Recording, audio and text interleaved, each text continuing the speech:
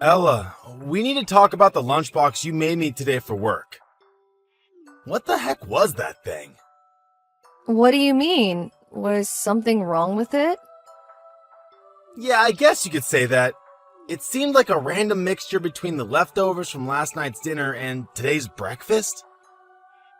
Didn't we have fresh ingredients or something? It's been a while since I've seen a lunchbox this awful. I'd prefer if you didn't talk about the food I made you like that.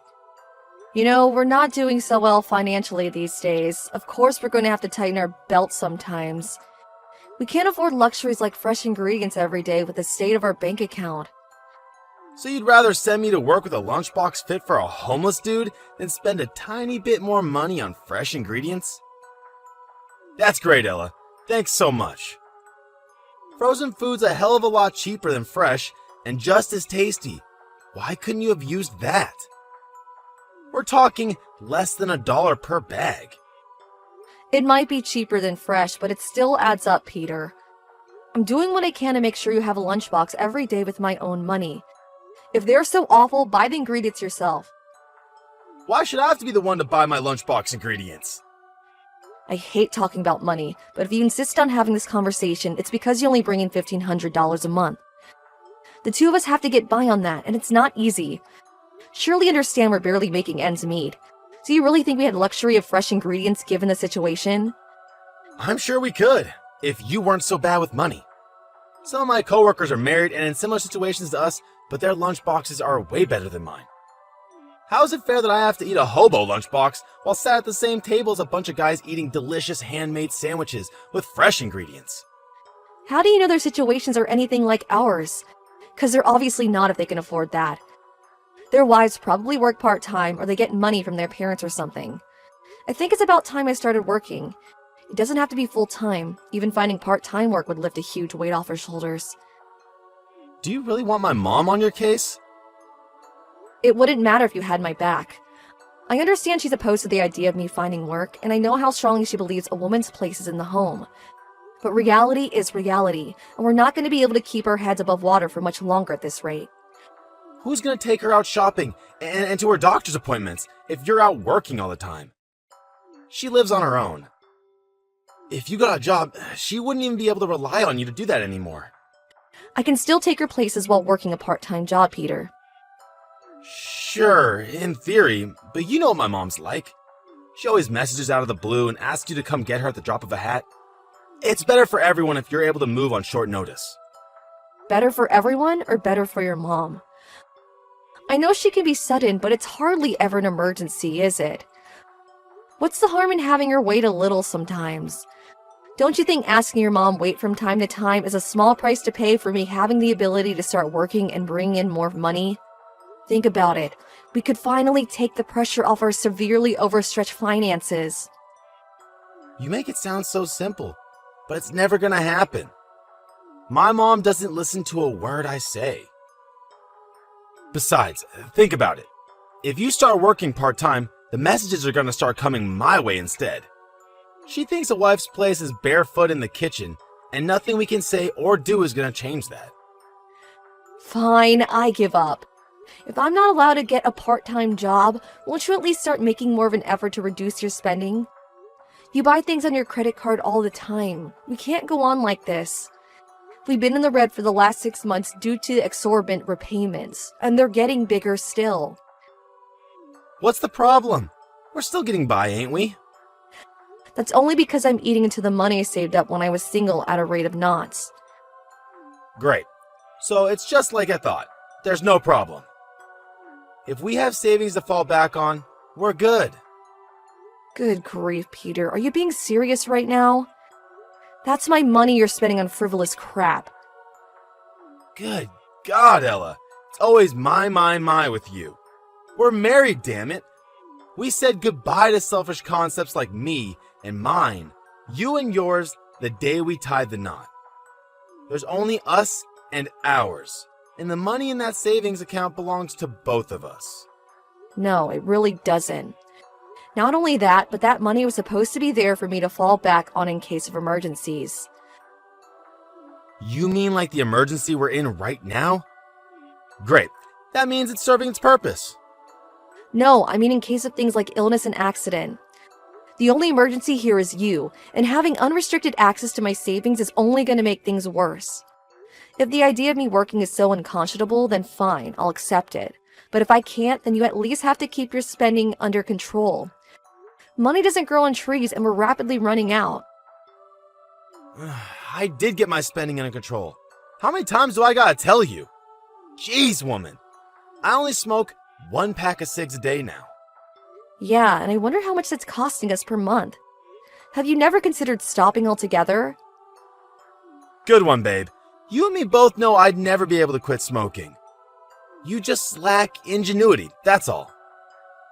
That's why you need to use your head a little more when it comes to cooking our meals and making my lunchboxes. Is that really so much to ask? I'm the one dragging myself out to the office every day, working like a dog to put food on our table. Would it really hurt you so much to show a little gratitude every now and then?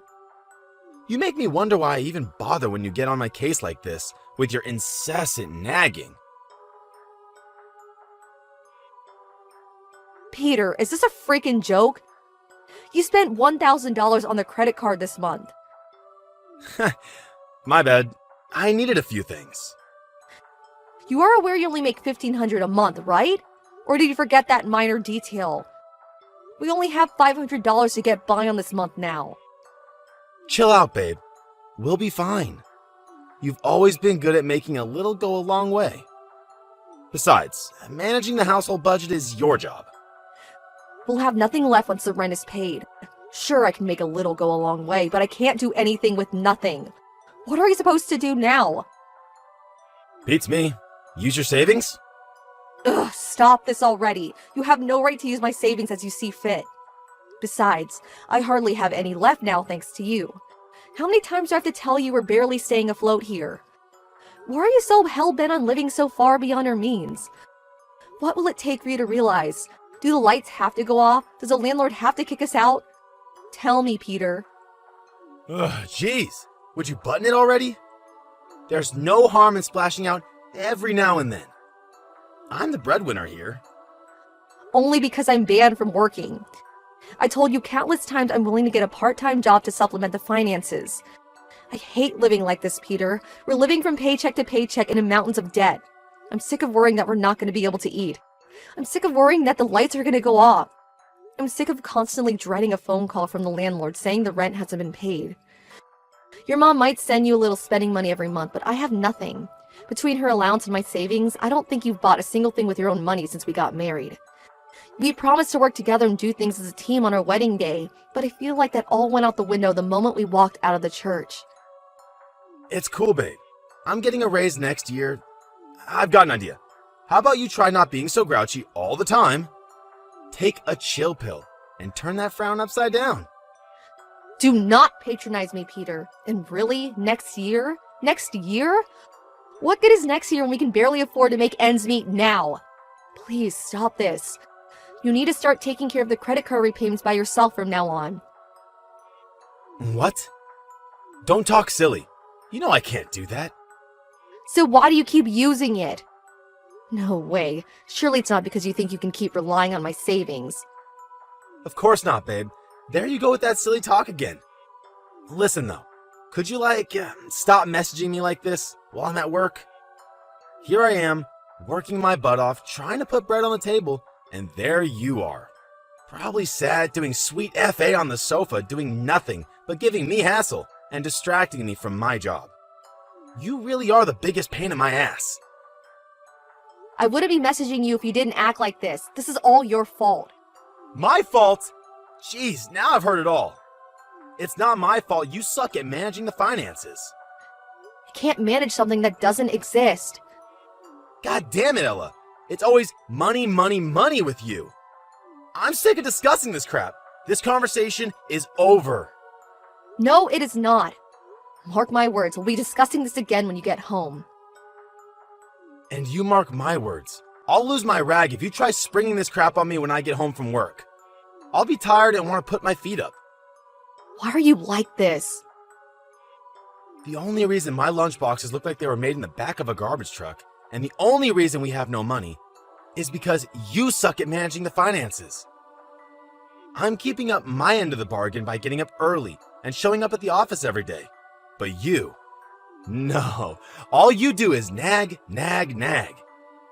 You get all sassy up there on your high horse when you talk about how we're supposed to be working together as a team. But the only one not doing their job is you. You're a grade A hypocrite, and I've had it with you.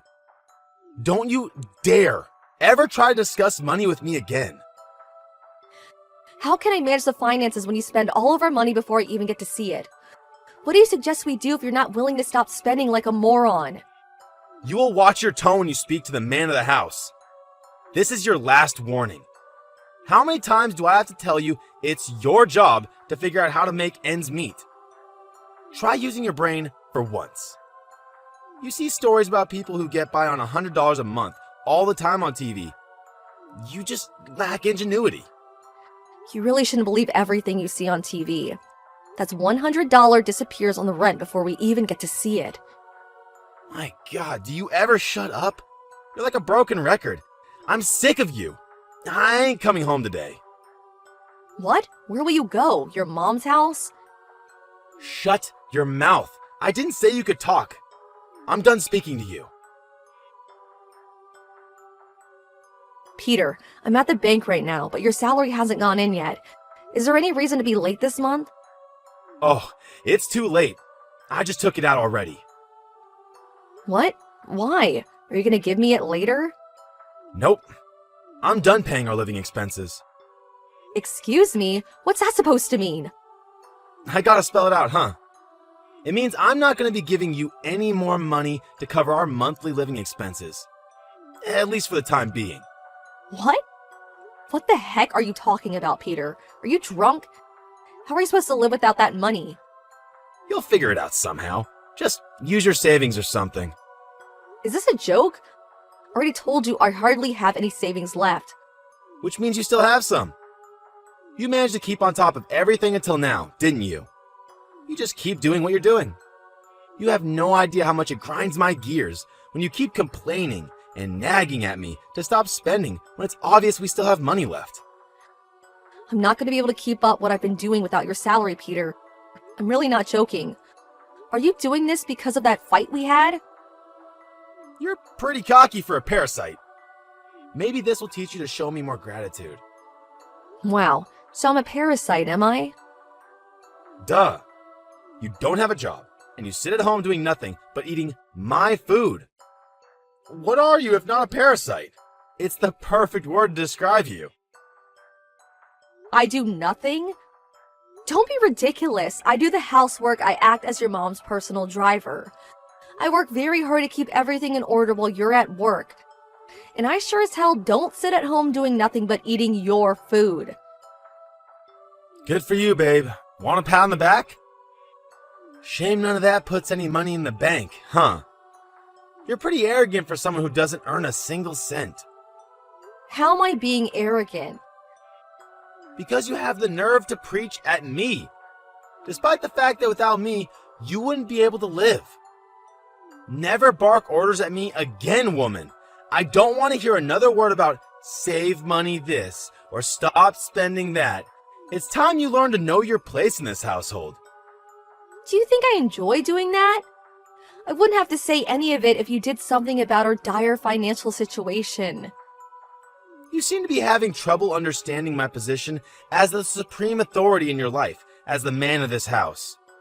How are you going to make it up to me? Get down on your knees and beg for forgiveness when I get home? I can't take this anymore. What's that supposed to mean? I'm sorry. Ah, an apology. I'm glad to see we're finally making some progress. Now you're going to swear an oath never to defy me again. Here's what you're going to say. Peter's word is law. Peter is my Lord and Master. Peter is the supreme authority in this household and of my life.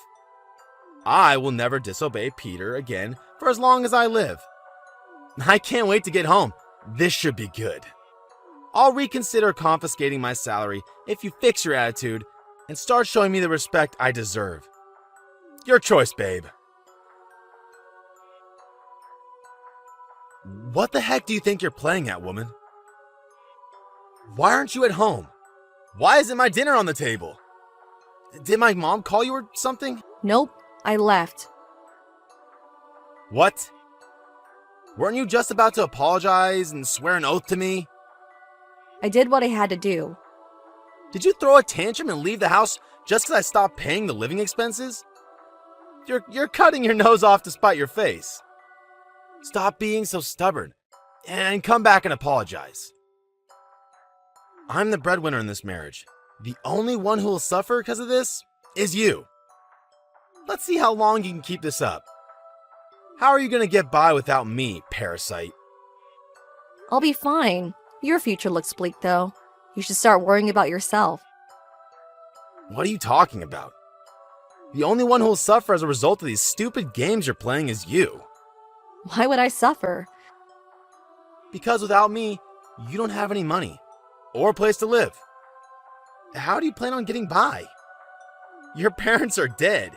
You have nowhere to go. You really don't have to worry about me. I already found a job and a place to live. Huh?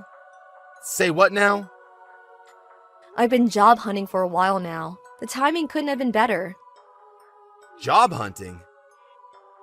Damn it, Ella. Who the hell do you think you are? You know full well you're banned from working. I know that. That's why we're getting a divorce. A divorce? Why? Are you being serious right now? You really think I joke about something like this? You order me to make ends meet somehow despite the fact we're in the red every month. You treat my concerns with contempt and you treat me like crap. Your already frivolous spending went even further off the deep end at the moment you found out I had some savings. As if all of that wasn't bad enough, you punished me with economic sanctions for being cocky when I had the nerve to try and raise my concerns with you. How can I be married to someone like that? What? Don't be silly, babe. Will you come home so we can talk about this? Sure, another time. I'll have to come over with my lawyer at some point so we can talk then. A lawyer? Why would you hire a lawyer? I just want to talk to you. I've known for a while now that any discussion with you can never be anything but a complete waste of my time, so everything will go through my lawyer from now on. Plus, we'll have to take care of splitting the assets. We don't have any shared assets, so it'll only be stuff like the household appliances and the car, but in any case, a lawyer will be essential. Whoa. Slow down, babe. You're getting a little carried away here. Let's leave all that for a while, okay? I mean, I want to talk about the divorce itself. Which part? Well, like, you know, the future. What you said made me think, and I decided that if you're that worried about finances, then maybe it wouldn't hurt for me to make a compromise or two. Oh, really? It's fine. I don't need your compromises, thanks. It's not just the finances, Peter. It's everything. I'm sick of life with you in general. We're long past the stage of talking things through and reaching a compromise. Still, springing divorce on me like this all of a sudden is just horrible. Which one of us is horrible? Surely it's you for spending thousands of dollars every month despite the fact you only make $1,500. No matter how much I try to tighten my belt and reduce our outgoings, all you did was complain. No matter how hard I tried, it was all meaningless. Like I told you, babe, my coworkers seem to get by just fine. Surely you can understand why I wouldn't want to be thought of as the only one at the office who lives like a peasant. Why do you think I offered to find work? But no, you wouldn't even let me get a part-time job because it would upset your mom and her stone-age sensibilities. To put it bluntly, this is all your fault, Peter. You made your bed, now lie in it. Fine. You can get a part-time job. Like I said, too little, too late. But what's my mom supposed to do without you? I'm busy with work. I'll never be able to take care of her like you did. Not my problem because I'm officially resigning as your wife. You have no idea how hard things were for me before we got married. She called me every 5 minutes. I need you to do this for me. I need you to drive me here.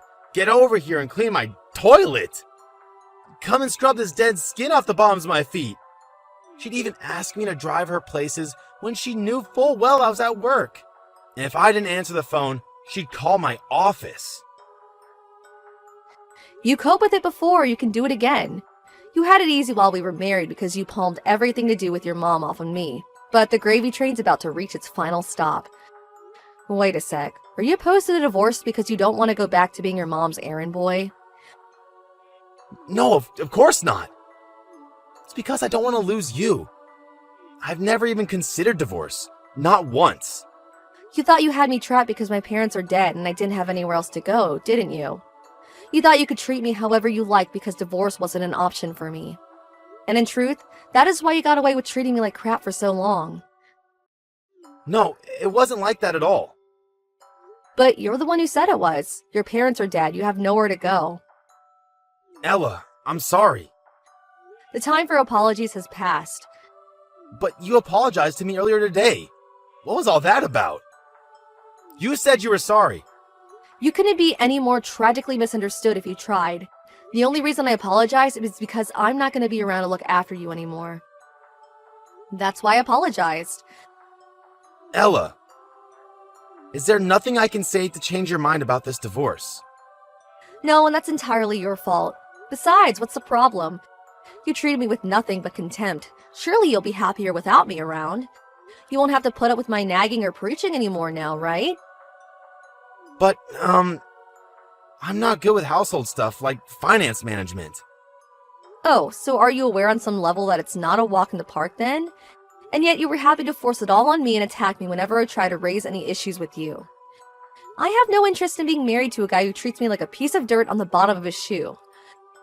I'll be nice to you from now on, I swear. I'll cherish and respect you, babe.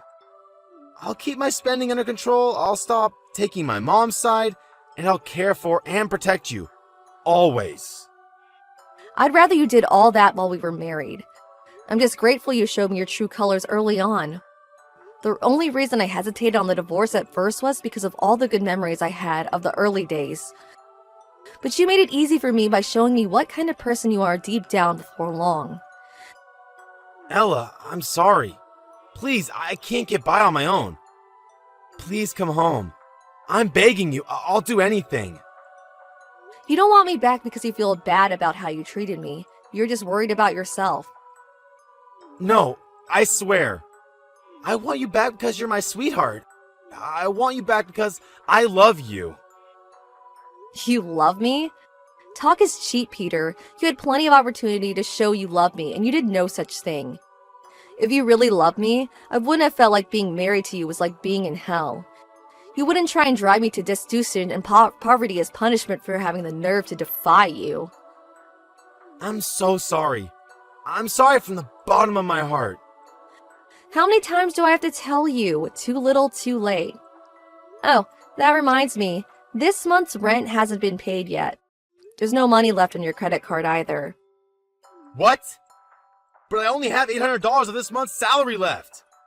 Not my problem. You're the one who spent it. Oh yeah, what was it you always used to tell me? You're just lacking ingenuity. I'm sure you'll come up with something if you use your head. There are people who get by on $100 a month after all. You saw it on TV, remember? Good luck! Peter barraged me with messages begging me not to go through with the divorce and take him back. But my will remained unshaken, and I threatened to take him to divorce court if he didn't willingly sign the papers. I think he knew I wasn't joking because he signed the divorce papers straight away, albeit while sobbing uncontrollably. We didn't have a single cent left in savings between us to be divided up when the assets were split. But I did get the car we bought back when we got married and half of the household appliances. Seemingly incapable of living on his own and managing his own finances, my ex-husband moved in with his mom after the divorce was finalized. Predictably, his life now consists of being her personal housemaid, and between that and work, he longer gets any time to himself. According to one of his mom's neighbors who I happen to be friends with, he seems busier, more, and depressed than he's ever been in his life. To put it bluntly, his mom is a toxic parent and a vile human being, who seems to think of her son as her own personal property rather than a human being. As a result, she began confiscating entire his salary every payday the moment he moved in with her. Now he's even more destitute than he was when me and him were at our worst. He was in a similar situation with his mom back when we met, and I felt sorry for him at the time. Back then, he actually seemed like a nice person, so I wanted to be there to help and support him. But now, as a result of his despicable, domineering attitude towards me, not an ounce of that sympathy remains. Now, for all I care, he can live out the rest of his days in abject despair, a perpetual victim of his deranged mother's torment. I found a job at the company that provides accommodation to its employees just before I divorced Peter. Now I'm living a happy, fulfilled, and admittedly very busy life. Since I live in a company dorm, I'm able to keep most of my salary, and the workplace culture is fantastic. Everyone there has been super welcoming and friendly. It's like in the space of a few weeks, I clawed myself out of the depths of the hell of married life with Peter, and made my way into a sort of paradise. We were only married for a little less than 2 years in total, but I can tell you it felt like a lifetime. I could never buy anything I wanted for myself with the actions of my selfish husband restricting me in my every move. I felt like a prisoner, and I couldn't be happier to have escaped. Since finding freedom, I buy myself whatever I want, whenever I want, and it feels great. Obviously, I can't keep this up forever, but for the time being, I think a little retail therapy with my own hard-earned money is just what I need. To tell you the truth, I'm not thinking about another relationship yet because the last one left me feeling so burned out. But if I do find a nice guy to settle down with, I'll make sure he understands the value of money. There are some mistakes you don't make twice. I know that money isn't everything, but it's an undeniable truth that good financial management can be the difference between a happy, comfortable life and a living hell. Having experienced the latter, I'm now more conscious of the importance of budget management than ever, which is why I intend to build my future on a solid foundation of sensible spending and moderation. Still though, I'm only human, so of course I'll still treat myself every now and then.